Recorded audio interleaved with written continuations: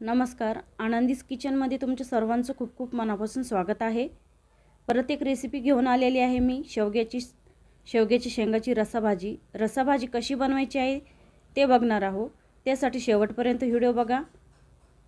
रेसिपीला वेळ न घालवता सुरुवात करूया आपण। त्यासाठी मी घेतलेले आहे अर्धा किलो शेंगा, त्यामध्ये घातलेले आहे 2 ग्लास पाणी, हळद, 10 ते 15 मिनिटं मी छान शिजवून घेणार आहे शेंगा। त्यासाठी लागणारा मसाल्यामध्ये मी घेतलेले आहे खोबरं, चना डाळ, 2 चम्मच धने घेतलेले आहे मी। त्यामध्ये मी घेतलेला आहे तीळ, 2 चम्मच तीळ घेतलेले आहे। 1 ते 1.5 चम्मच मी शेंगदाणे घेतलेले आहे। एक मोठ्या आकाराचा कांदा घेतलेला आहे। पूर्ण मसाला मी छान भाजून घेतलेला आहे।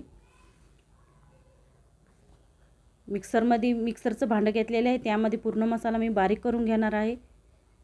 त्याच्यामध्ये मी घातलेला आहे मसाल्यामध्ये अद्रक, लसूण, थोडीशी कोथिंबीर। पूर्ण मसाला मी बारीक करून घेणार आहे।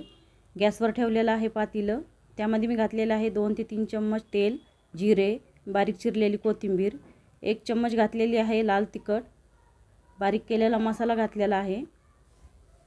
छान तेल सुटेपर्यंत मसाला शिजवून घ्यायचा आहे। छान मसाल्याला तेल सुटलेलं आहे।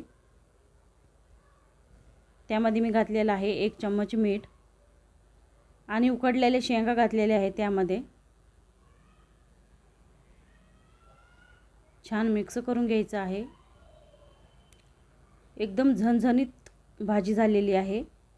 या पद्धतीची एकदम सोप्या पद्धतीची मी दाखवलेली आहे शेवग्याची शेंगाची रसाभाजी।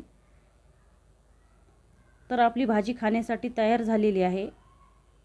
व्हिडिओ आवडला असेल तर नक्कीच कमेंटमध्ये सांगा आणि चॅनलला सबस्क्राईब करा।